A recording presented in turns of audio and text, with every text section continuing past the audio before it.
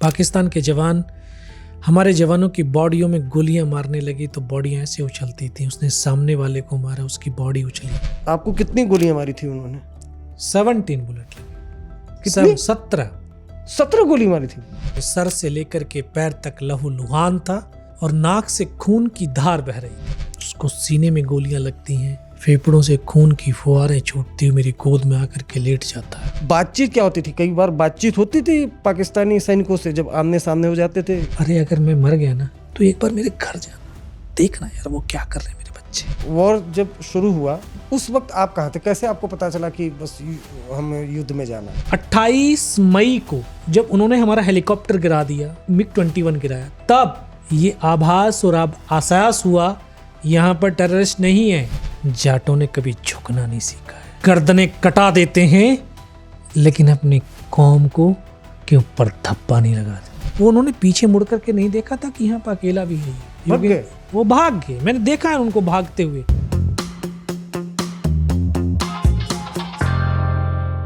नमस्कार, आज तक रेडियो के स्पेशल पॉडकास्ट में आपका स्वागत है और आप देख रहे हैं अपना पसंदीदा शो क्राइम ब्रांच।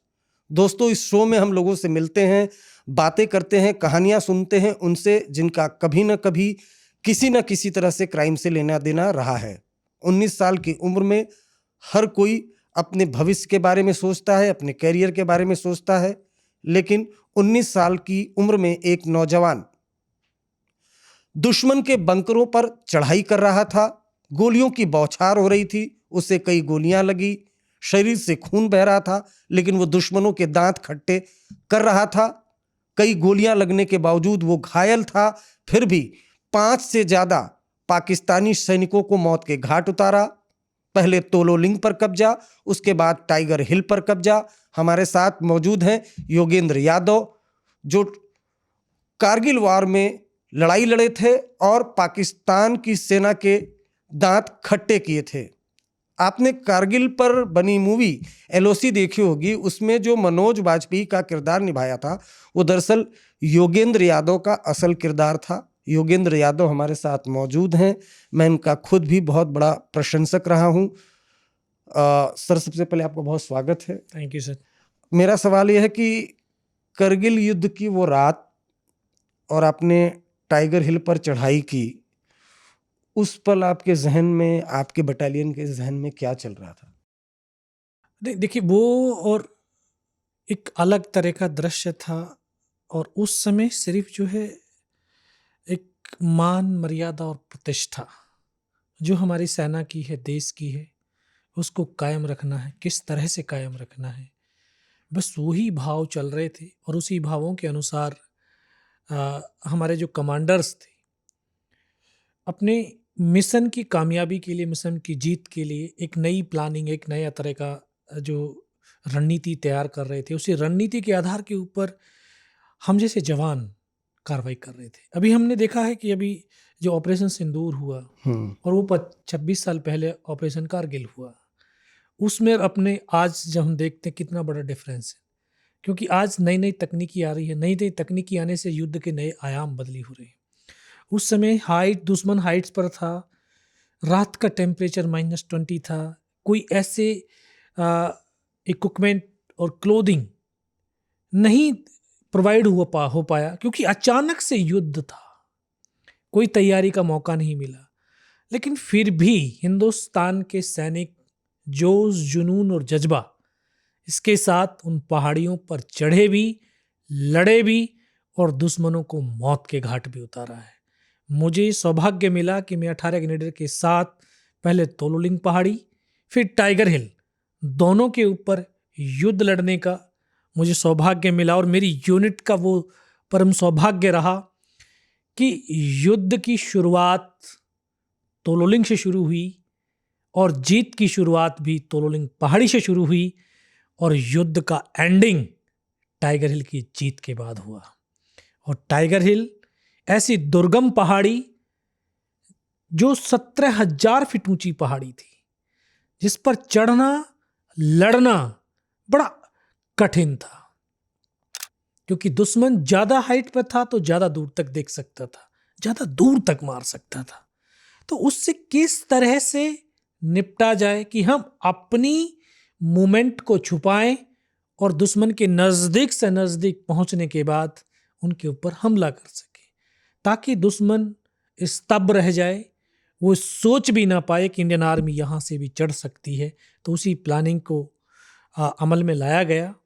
रात का सहारा लिया, फिर टाइगर हिल पर 2 रात और 1 दिन की हमने कठिन चढ़ाई चढ़ी, और फिर तीसरी रात का वो मंजर तो आज मेरी आंखों के सामने ऐसे दृश्यता है, शायद वो कल की ही तो बात है।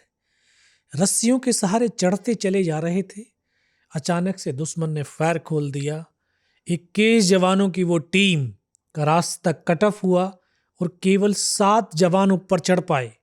ऊपर चढ़े तो सामने दुश्मन के बंकर और 7 जवानों ने आधाधुंध फायरिंग किया। उसमें बैठे हुए तमाम पाकिस्तानी सैनिकों को पल भर में मौत के घाट उतार दिया था। ये हिंदुस्तान के सैनिक 5 घंटे तक पाकिस्तान की एक कंपनी, जिसकी स्ट्रेंथ 150 और हम केवल 7, बिना डरे, बेखौफ, साहस के साथ, धैर्य के साथ, विश्वास के साथ लड़ते रहे। 5 घंटे लड़ते लड़ते फिर वो परिस्थिति आई, वो स्थिति आई, वो दृश्य भी आए जो आज तक लोगों ने सिर्फ फिल्मों में देखा है कि गर्दनें कटती हैं और धड़ चलते हैं। मैंने देखा नहीं, उनको जिया भी है। मुझे वो पल आज भी याद है जब मैं सर से लेकर के पैर तक लहूलुहान था और नाक से खून की धार बह रही थी। मेरा साथी मुझे फर्स्ट एड करने लगता है, उसको यहाँ पे गोली लगती है, इधर से पूरा सर निकल कर के बाहर हो जाता है। मैंने उसको पीछे की तरफ लेटता हुआ देखा, हाथ पकड़ा लेकिन एक शब्द न बोल पाए। बगल में बैठा मेरा ट्रेनिंग का साथी रूममेट था। मैं उसको बोला, अनंतराम सर को तो गोली लगी है। क्या? ये उसका आखिरी शब्द था। उसको सीने में गोलियां लगती हैं, फेफड़ों से खून की फुहारें छूटती हुई मेरी गोद में आकर के लेट जाता है। एक साथी दौड़ करके पीछे से हमारी हेल्प के लिए पहुंचता है, तभी वहां पर एक आर्टिलरी का बम गिरता है। उसकी यहां से गर्दन कट करके दूर जा करके गिरती है। चारों तरफ खून की बौछारें थी। मैं देख रहा था, उस धड़ पर सर नहीं था, लेकिन हाथों से बंदूक नहीं छूटी थी। वो धड़ 2 कदम तक चला, फिर जमीन पर गिर गया। और साथी आगे बढ़ा, और बम वहां पर गिरता है, उसके दोनों हाथ दोनों पैर कट जाते हैं। इस तरह से एक एक करके मैंने अपने तमाम साथियों को अपनी आंखों के सामने इस भारत माँ की गोद में सोता हुआ देखा है। मैं भी उनकी तरफ से मर चुका था, जख्मी था, छलनी था। उनके एक 30-35 जवानों का एक कमांडर, उन्होंने हमें चारों तरफ से घेरा हुआ था। उनको लगा कि सब मर चुके हैं। कमांडर ने बोला, इनकी रीचेक तो करो, इनमें से कोई जिंदा तो नहीं बचा है। पाकिस्तान के जवान हमारे जवानों की बॉडियों में गोलियां मारने लगी तो बॉडियां ऐसे उछलती थी। उसने सामने वाले को मारा, उसकी बॉडी उछली, बगल वाले को मारा, उसकी बॉडी उछली। मैं इस तरह से पड़ा था, तो उसने फर्स्ट में यहाँ पे गोलियां मारी। मैं देख रहा हूँ कि धुआं निकल रहा है। बाजू में गोली मारी, पैर में गोली मारी, दोनों तरफ से धुआं निकल रहा है। लेकिन उस गोली की पीड़ा को चुपचाप पड़ा सहता रहा। और जब वो उनको यकीन हो गया कि इनमें से कोई जिंदा ही नहीं है, फिर तो उन्होंने अमानवीय क्रूरताओं का तांडव किया। हमारे जवानों की बॉडियों में बूट की ठोकरें, पत्थर मारने लगे ताकि ये बॉडी छत विछत हो जाए, गालियां देने लगे। ये भी सब कुछ पड़ा सहता रहा और देखता रहा। कुछ देर के बाद फिर उनके कमांडर ने अपने जवानों को आदेश दिया कि नीचे जो हिंदुस्तान का पोस्ट है उसके ऊपर हमला कर डालो और इनके हथियार उठा लो। जब ये आवाज़, ये शब्द मेरे कानों तक पड़े, तब मुझे लगा आज तो मेरी पूरी टीम खत्म हो जाएगी। तब ऊपर वाले से एक ही प्रार्थना करी कि मुझे सिर्फ इतने जिंदा रख दे कि मैं अपने साथियों तक सूचना दे सकूं। और ये सत्य है, जब हम निस्वार्थ भाव, सच्चे समर्पण और विश्वास के साथ उस ईश्वर को, अल्लाह को, वाहिगुरु को याद करते, वो शक्ति तो साक्षात हमारे सामने खड़ी होती है। बस वो अरदास प्रार्थना करके चुपचाप पड़ा था, बेबस था, लाचार था, लेकिन हताश और निराश नहीं था। वो दोबारा से हमारे गोलियां मारने लगे, हथियार उठाने लगे। जब वो नज़दीक आया तब एक अपने आप से एक विश्वास पैदा किया, अपने आप से कमिटमेंट किया कि अगर इसने सर और सीने में गोली नहीं मारी, चाहे मेरे हाथ पैर दोनों ही काट करके क्यों ना ले जाएं, मैं उफ तक नहीं करूँगा और मैं जिंदा भी रहूँगा। और आज उसी विश्वास के बदौलत मैं जिंदा भी बैठा हूँ। उन्होंने फिर गोली मारी, फिर भी बाजू में पैर में गोली मारी, 2 कदम चला, रुक गया। फिर मैंने देखा, मन में ख्याल आ गया शायद इसको पता चल गया मैं जिंदा हूँ। तब तक सोच रहा था, तब तक वापस मुड़ा। मुड़ते उसने राइफल सीने की तरफ करी, तब लगा यार योगेंद्र अब नहीं बचेगा। लेकिन कहते हैं जाको राखे साईं मार सके ना कोई। और इस देश को भारत माँ बोलते हैं, ऐसे नहीं बोलते। कंकर और मिट्टी वाली जमीन नहीं, सजीव है। माँ भारती अपने बेटों की वीरता, शौर्य और पराक्रम को कभी दफन होने ही नहीं देती।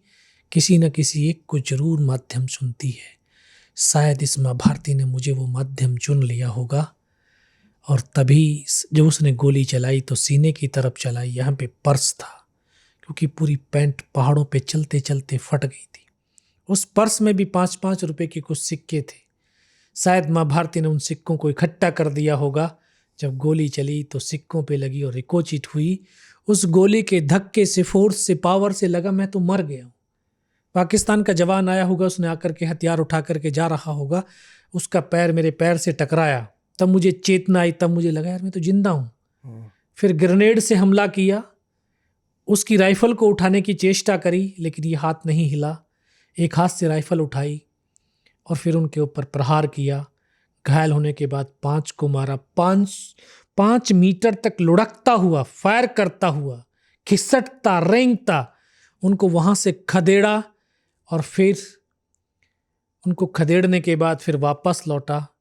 अपनी जो एक तमाम शरीर के अंगों से रक्त की धाराएं बह रही थी, लेकिन फिर भी मन विचलित नहीं हुआ। अपने उस होश को, हवास को, अपनी मानसिक स्थिरता को बनाए रखा। फिर अपने साथियों को चेक करने लगा, शायद इनमें से कोई जिंदा तो नहीं है। कोई जिंदा नहीं था। एक एक को गोद में रख करके रोया, बहुत देर रोया। जब हम रोते हैं ना और प्रेम से रोते हैं तो ईश्वर तो साक्षात सामने आता है। उसी समय रोते रोते शायद मैं अपने आप से कनेक्ट हुआ। हम तो ये बॉडी, ये शरीर तो नहीं है, हम एक आत्मा है और वो आत्मा तो परमात्मा है। शायद मैं जब अपने आप से कनेक्ट हुआ तो उस परमात्मा से कनेक्ट हुआ और तभी आवाज आई, योगेंद्र बेटे इस नाले से नीचे की तरफ चला जा। क्योंकि 19 साल की अवस्था और 2.5 साल की सर्विस, ना तो उम्र का तजुर्बा था, ना सर्विस का अनुभव था। ये भी पता नहीं था इस पहाड़ी से हिंदुस्तान किधर है, पाकिस्तान किधर है, जाना है तो कहाँ जाना है। उस दिव्य ध्वनि के बताए हुए रास्ते से लुढ़क करके नीचे आया।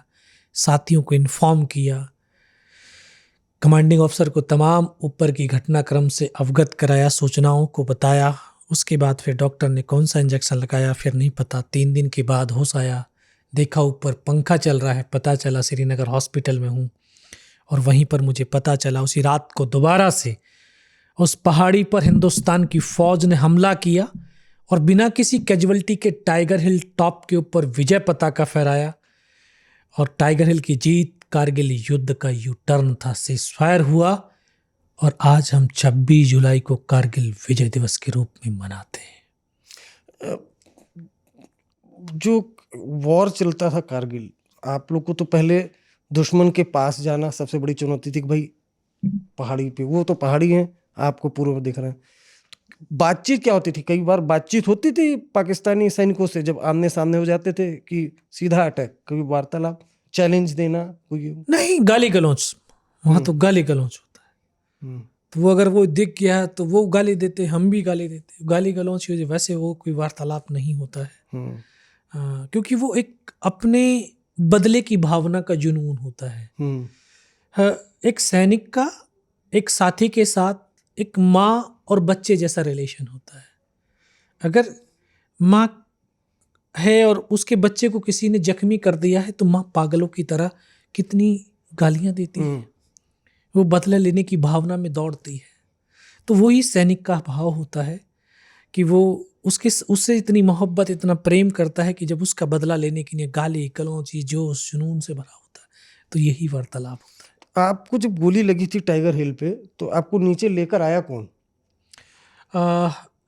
500 मीटर तो लुढ़क करके मैं खुद आया, फिर वहाँ से मेरे साथी हमारा जो बेस था वहाँ तक लेकर के आए, कंधे पे डाल करके। वहाँ से फिर नीचे स्ट्रेचर से उतारा गया, फिर वहाँ से हेप्टर से मुझे श्रीनगर भेजा गया। तो सिर्फ 7 लोग मिलकर 150 लोगों से मुकाबला किया? हाँ, तो ये हमारे हिंदुस्तान की परंपरा है। हमारी जो है गुरु का देश रहा है, तो गुरु गोविंद सिंह ने भी कहा कि 1.25 लाख से एक लड़ाओ, तब गोविंद सिंह नाम कहो।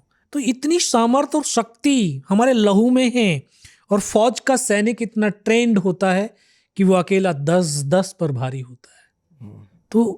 तो हम तो साथ थे। जब तोलेलिंग या टाइगर हिल जैसे मिशन पर निकलते हैं, तो सबसे बड़ा डर क्या होता है? सबसे बड़ा डर बस कि जो फौज और देश की मान मर्यादा और प्रतिष्ठा हमारे बुजुर्गों ने कायम की है, उसको वापस या उसको बढ़ोतरी करना है, उसके ऊपर दाग ना लग जाए, हमारी इज्जत कम ना हो जाए। उस इज्जत को बढ़ाने के लिए एक सैनिक हर तरह के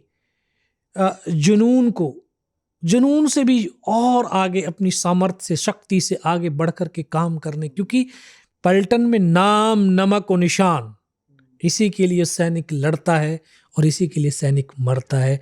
मेरे देश का जो नाम है वो नीचा ना हो जाए, मेरी पलटन और मेरे रेजिमेंट का नाम नीचा ना हो जाए, क्योंकि जो निशान मिला है, ये निशान कोई ऐसे नहीं मिला है। कितने लाखों लोगों ने इस निशान के लिए अपने आप को बलिदान दिया है, अपनी लहू की धाराओं को बहाया है, तो ये ऐसे न कलंकित हो जाए। मेरा सौभाग्य मिला है इस निशान में कुछ और पहचान बनाने की। 18 ग्रेनेडियर का जो वॉर क्राई है वो क्या है? सर्वदा शक्तिशाली। सर्वदा शक्तिशाली। हाँ। अब जो एलओसी, जो कारगिल मूवी आई थी, मनोज वाजपेयी का किरदार आपने निभाया था, एक और आपके साथी थे आशुतोष राणा उसमें, तो आपके कोई साथी भी थे जो फिल्म में आ गया था एलओसी? बिल्कुल बिल्कुल। जो अभी जो मैं बात कर रहा था, 7 जब जवान थे, उसमें वो मेरे नाम राशि था, सेम राम राशि। योगेंद्र यादव वो भी थे? योगेंद्र यादव था वो ये मेरठ का था, हस्तिनापुर के रहने वाले थे वो, और मुझसे 10 साल सीनियर थे, सर्विस में 10 साल सीनियर थे, 6 फुट के थे, बॉक्सिंग के प्लेयर रहे हुए थे, और वहीं पर वो शहीद हुए थे। क्या उनके साथ आपका मतलब? बहुत अच्छी बॉन्डिंग थी हमारी, क्योंकि मैं जब 98 में वहाँ पहुँचा पोस्टिंग, तो 97 में ही पहुँच गया था, और फिर वहाँ हमने जो कश्मीर के अंदर जो काउंटर टेररिज्म के बरखिलाफ जो सेना आज भी वहाँ पर अपनी कार्रवाई कर रही है, तो उसमें हिस्सा लिया। तो जो हम एक ही टीम के हिस्सा थे, कंपनी कमांडर की टीम में रहते थे, तो बहुत अच्छी बॉन्डिंग थी। सेना में ये बॉन्डिंग ही तो है। हम आज देखते हैं कि एक सैनिक राष्ट्र के लिए कुर्बान हुआ, अल्टीमेट वो राष्ट्र के लिए कुर्बान होता है, लेकिन उससे पहले वो अपने सैनिक के लिए कुर्बान होता है। क्यों होता है? क्योंकि वो सैनिक से बहुत ज़्यादा, अपने साथी से बड्डी सिस्टम जो होता है सेना में, तो बड्डी के लिए अपने प्राणों की आहुति देता है। बड्डी के पास एक बड्डी के लिए बस वो एक समझो कि वो सब कुछ है उसका। बड़ी मतलब जो आपका साथी है उसके बड़ी है। और कोई उनके बारे में याद है, किस तरह से पहले लड़ाई लड़ी, क्या था?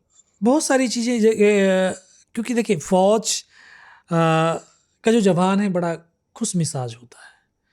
हाँ, आज भी जब एक कमांडर होता है हमारा, तो आज तो मोबाइल आ गए, उस समय मोबाइल नहीं थे, तो बोलते थे अपना लास्ट लेटर लिख दीजिए। जब लास्ट लेटर लिखने के लिए आपसे भी बोला जाए तो आप क्या लिखेंगे? क्या लिख सकते हैं आप? तो बहुत मतलब यही है कि भाई फैमिली वालों को लास्ट लेटर लिखना ही अपने आप में मतलब। लेकिन फौज के लिए नहीं है। सैनिक पता क्या लिखता है? ये लिखता है कि लास्ट लेटर है। इस कमांडर को भी पता है, उसको भी पता है कि शायद इस हमले के बाद वो वापस ना आए, लेकिन फिर भी वो लिखता है अपने घर वालों के लिए कि मैं खुद ठीक हूँ, आप अपना ध्यान रखना। ये वर्ड लिखता है। लेकिन जब चलते हैं ना ये मस्तानों का टोला आपस में, ऐसे नहीं है कि यार मरने जा रहे हैं तो बड़े मायूस हैं, नहीं, हंसते गुनगुनाते हुए जाते हैं, रास्ते में पता क्या बोलते हैं, अरे अगर मैं मर गया ना तो एक बार मेरे घर जाना, देखना यार वो क्या कर रहे हैं मेरे बच्चे। और वो शायद उस समय अपने साथियों से नहीं बल्कि भावनात्मक रूप से अपने परिवार से भी बात कर रहा होता है। और ये पिछले साल जब 25 साल पूरे हुए, 527 सैनिक कारगिल में शहीद हुए थे, 300 प्लस फैमिलियों से मैं मिला हूं उनसे। तो जब हम जो वार्तालाप करते होते थे उस समय, आज मैं जब उन फैमिलियों से मिला, उनके बच्चों से मिला कि इस तरह से करना, वो इस तरह से, भाई लड़की है तो फैमिली से बोलना, लड़की के जो है नाम पैसे कर देगा, ये कर देगी ताकि शादी हो जाए, बच्चे अपने पैरों पे खड़ा कर दे, इस तरह की। आज सारे बच्चे, उन्होंने, फैमिलियों ने जीवन के संघर्ष को लड़ा है।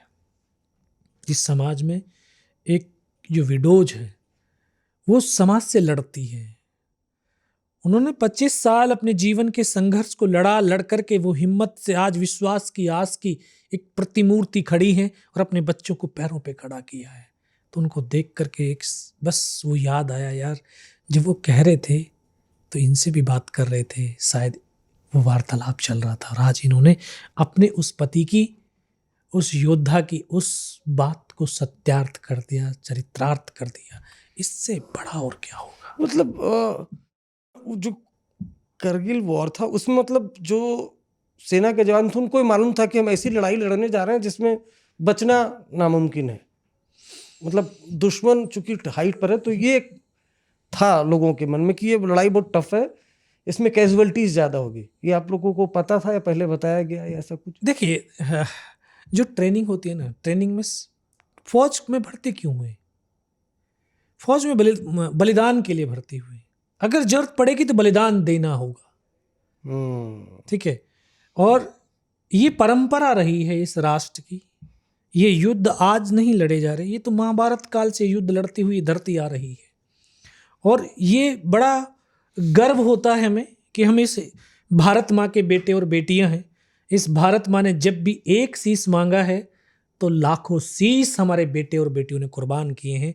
और ये बड़ा सौभाग्य, माँ के चरणों में शीश को अर्पित करना हमें मौका मिला। और ये तो ट्रेनिंग में कि हाँ भाई बलिदान होना है, तो इसके लिए तैयार, क्या मेंटली पहले से प्रिपेयर है। कि रोज मरते लोग, कोई रोड एक्सीडेंट में मर रहा है, कोई सुसाइड करके मर रहा है, कोई कैसे मर रहा है, वो सिर्फ जीवन को समाप्त कर रहे हैं। लेकिन ये जो योद्धा है, ये जो माँ भारती की चरणों में शीश को अर्पण कर रहा है, ये मर नहीं रहा, ये अमर हो रहा है। अमर हो रहा। करगिल जब आता है तो चूंकि फिल्म देखते हैं तो इतने केदार, विक्रम बत्रा, अनुज नायर, सारे यंग लड़के ही थे। मतलब वहां पर चाहे अगर मेजर की बात की जाए तो सारे यंग लड़के थे। वो करगिल में मतलब जब लड़ाई शुरू थी तो क्या बाकी दूसरी बटालियन से भी आप लोगों की मुलाकात होती थी? नहीं, जब चढ़ रहे, क्योंकि एक यूनिट तो फाइट में है, एक अपना प्रिपरेशन कर रही है, तो तब मुलाकात होना बड़ा कठिन होता है। जब हम नीचे होते हैं, कहीं आपस में एक कोऑर्डिनेशन मिला रहे होते हैं, तब कहीं ना कहीं हमारी मुलाकात होती है। तो वो मुलाकात कुछ पलों के लिए होती है। और जवान की इसमें ज़्यादा मुलाकात नहीं हो पाती, क्योंकि वो तो प्रिपरेशन में लगा रहता है। और जो कहीं इक्विपमेंट का है, वेपन्स का है, कहीं अपनी प्लानिंग का है, बस उसी में व्यस्त होते हैं, बाकी तो नहीं इतना मुलाकात हो पाती है। सर, तो जो करगिल वॉर जब शुरू हुआ उस वक्त आप कहाँ थे? कैसे आपको पता चला कि बस हमें युद्ध में जाना है? उस समय तो कोई ऐसे बताया नहीं था कि जो है वहाँ पहुँचना है, लेकिन मैं छुट्टी पे था उस समय। और जब मैं छुट्टी काट करके वापस जब जम्मू गया, तब मुझे वहाँ पे पता चला कि जो है हमारी जो बटालियन कश्मीर वैली में थी, तो उसको कारगिल भेज दिया गया है। क्यों भेजा गया है? बोला वहाँ पर युद्ध चल रहा है। तभी मुझे वहाँ पे पता चला कि हमारी यूनिट जो उस समय मानस बल में थी, कुपवाड़ा में, वहाँ से उठा करके उसको द्रास सेक्टर भेजा गया। तो एक ये सैनिक के लिए बड़े सौभाग्य की बात होती है कि वो अपने सैन्य काल में इस तरह के युद्ध लड़ने का उसको मौका मिले। और ये मैंने ये देखा है, महसूस किया है कि जब जो चीज़ आप बचपन से किसी चीज़ को जी रहे होते हो बड़े आस्था के साथ में, तो वो आपके जीवन में प्रत्यक्ष रूप से कहीं ना कहीं आ जाता है। तो मैं तो बचपन से एक युद्ध को जी रहा था कि एक सैनिक बनकर के युद्ध लड़ना है, और इतनी जल्दी युद्ध लड़ने का सौभाग्य मिलेगा ये नहीं आभास हुआ, और 19 साल की अवस्था में मुझे युद्ध लड़ने का मौका भी मिला। तो ये मेरा जो है उस समय सबसे बड़ी चीज रही कि युद्ध लड़ पाया।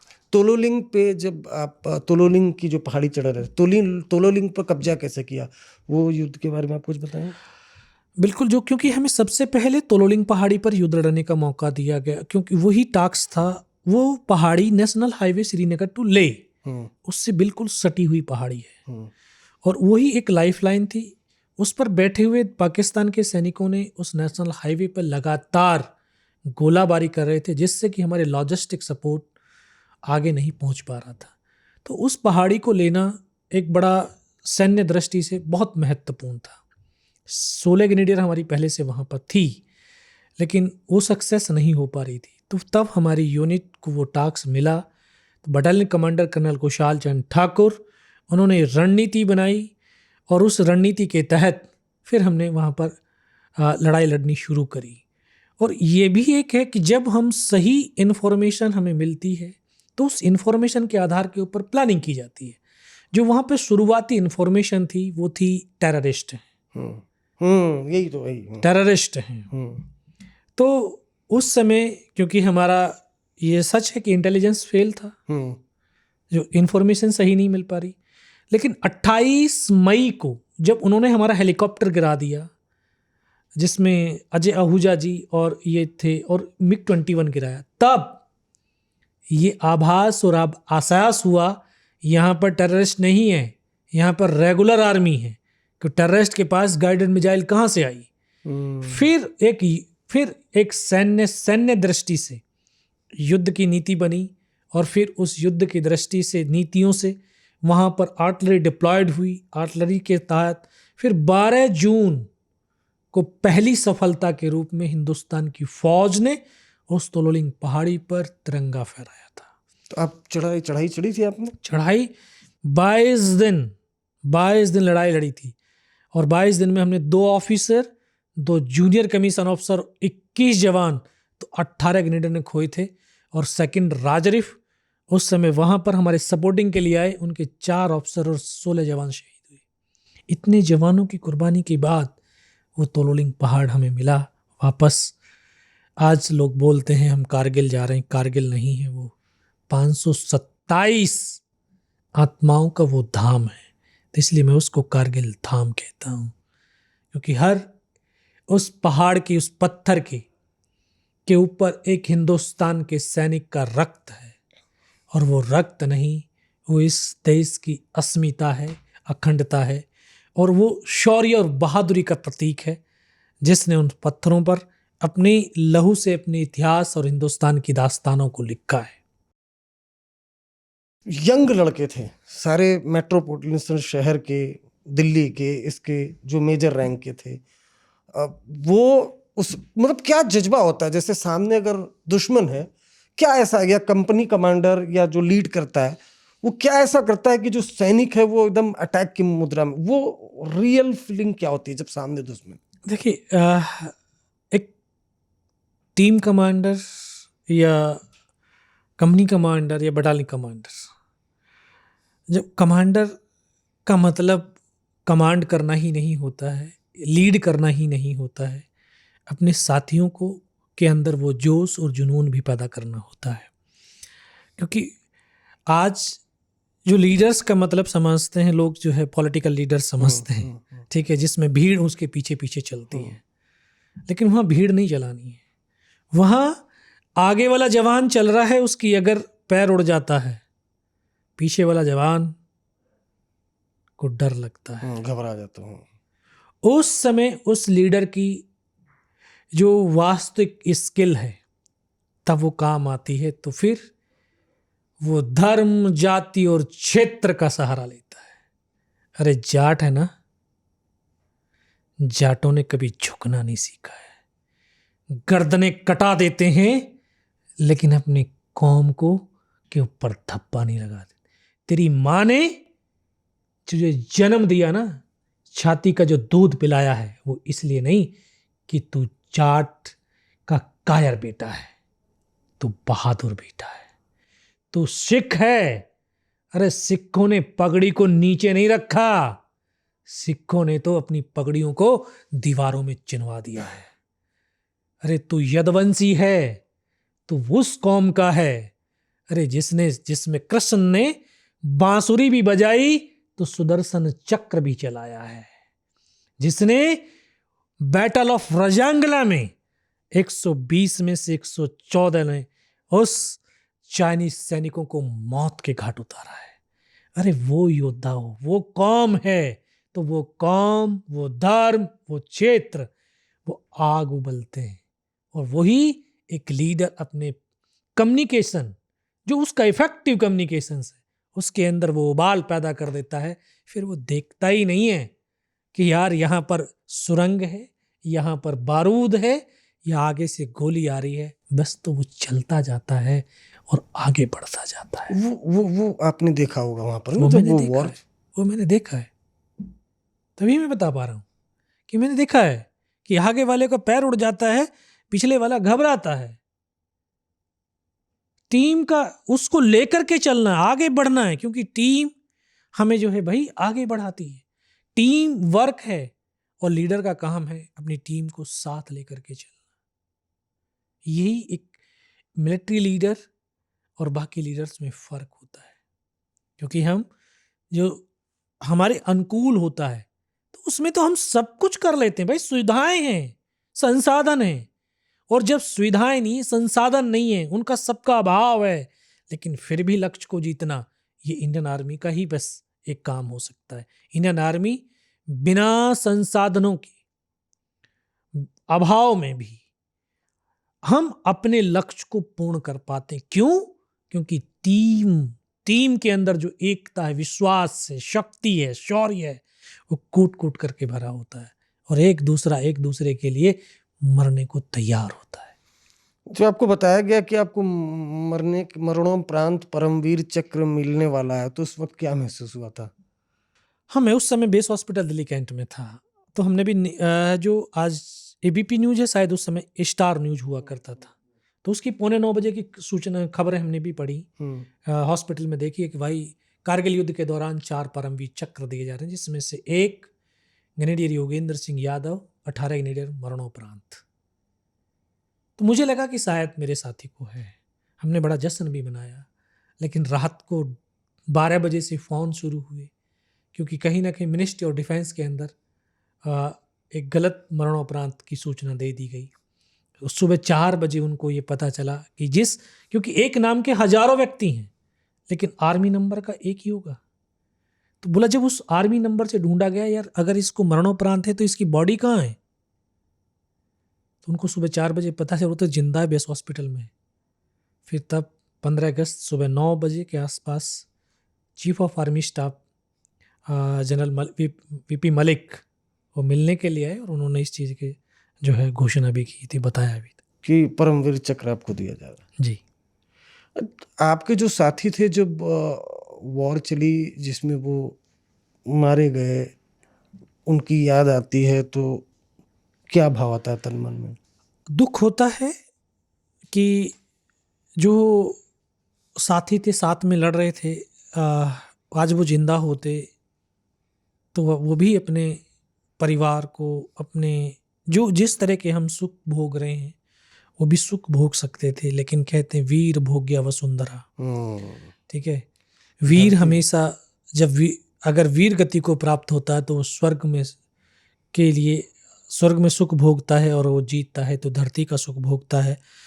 दुख होता है, पीड़ा होती है, लेकिन ये भी सच है कि वॉर में फूल नहीं बरसते, गोलियां बरसती हैं, नुकसान तो होता है, गम होता है, लेकिन खुशी होती है कि हमने अपनी यूनिट, अपनी रेजिमेंट, अपनी सेना और अपने राष्ट्र के नाम को नीचे नहीं होने दिया। यही गर्व होता है।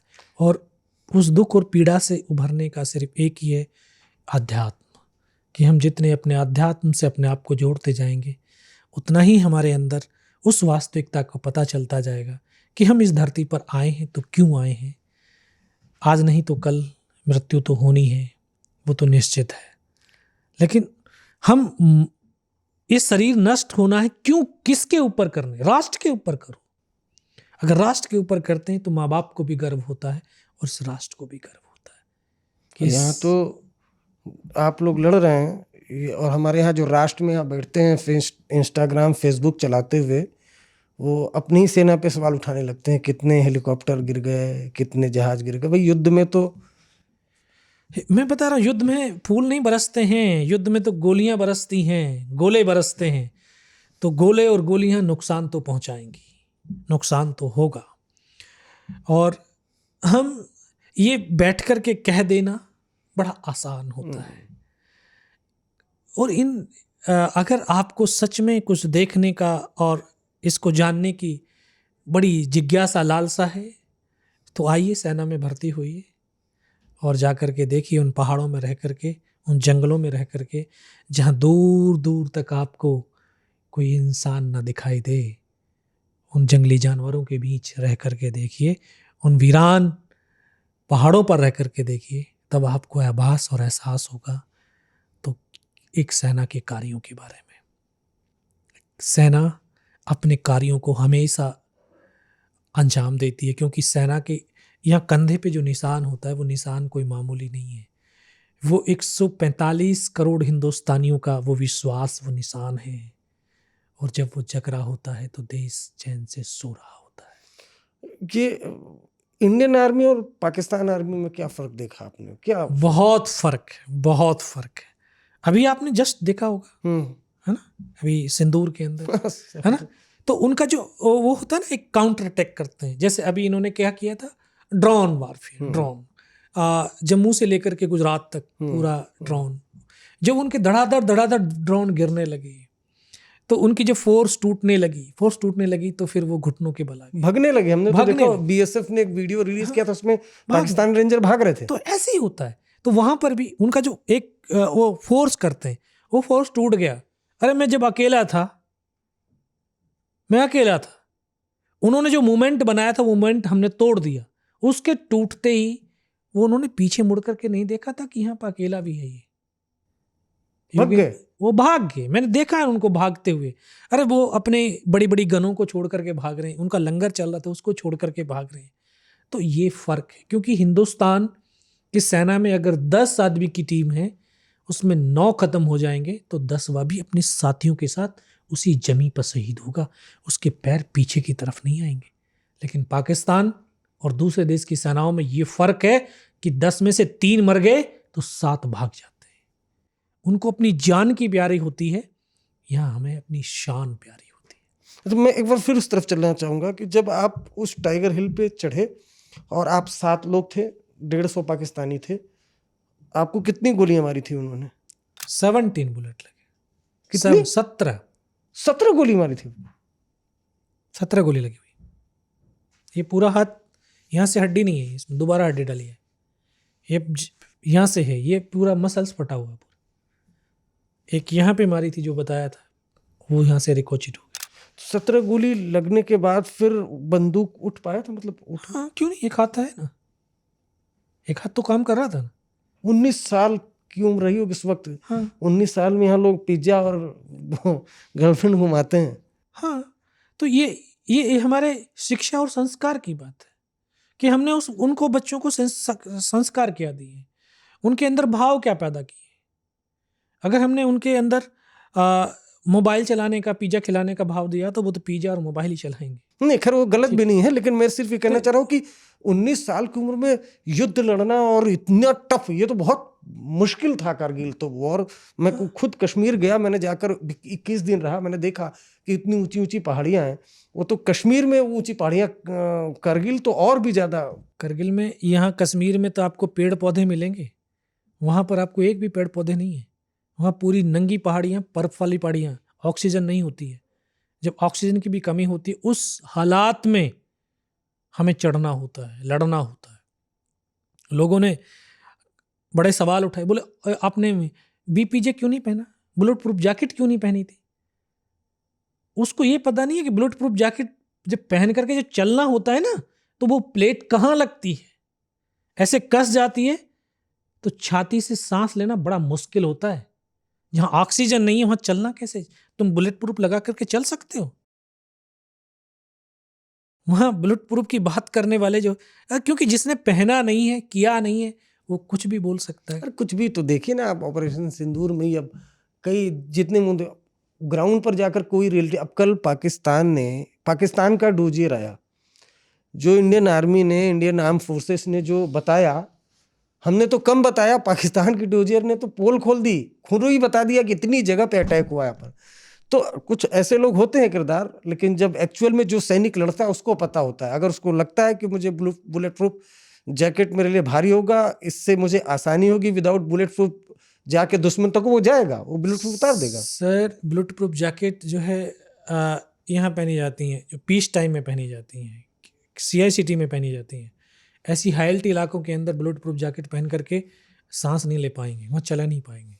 तो ये सवाल करने और उठाने बड़े आसान होते हैं, लेकिन उसको ग्राउंड पे जब जा करके उसकी समीक्षा करें और वहाँ पर रहें, तब पता चलता है रियलिटी क्या है। करगिल वार जब मूवी बन रही थी तो आपके पास फिल्म के लोग आए थे या फिर मनोज वाजपेयी आपसे मिले थे? मनोज वाजपेयी आज तक नहीं मिले मुझे, आज तक नहीं मिले। JP नड्डा से, JP दत्ता जी थे, उनसे थोड़ी सी मुलाकात मेरी हुई थी हॉस्पिटल से। मैं उस समय जस्ट डिस्चार्ज हुआ था, तब थोड़ी सी मुलाकात हुई थी, बाकी नहीं। तो बाकी उन्होंने बड़ी अच्छी मूवी बनाई, सब कुछ दिखाने की चेष्टा करी है, कोशिश करी है। और सच में जो आप बोल रहे थे, बोला पिज्जा और ये वाले, ये सच है। पूरी दुनिया कहती है भारत युवाओं का राष्ट्र है। सच में 65% भारत में युवा है, लेकिन दुर्भाग्य ये है 65 में से 80% को ये पता नहीं सूरज कितने बजे निकलता है। क्यों? क्योंकि दिन भर रील बनाते हैं, रात को 1:30 बजे तक, और रील की लाइक चेक करते हैं, तो सुबह उठ नहीं पाते। जब उठ नहीं पाओगे तो पुरुषार्थ कहाँ से आएगा। हिंदुस्तान की जो सनातन संस्कृति सभ्यता है वो कहती है सुबह उठिए, योग कीजिए, प्रणाम कीजिए। उसको तो बोरिंग मानते हैं, तो बोरिंग चीजें हैं। तो इसीलिए वो बोलते हैं अवसाद हो रहा, तनाव हो रहा, स्ट्रेस हो रहा। यही कारण है, क्योंकि उनके अंदर वो चीज नहीं है।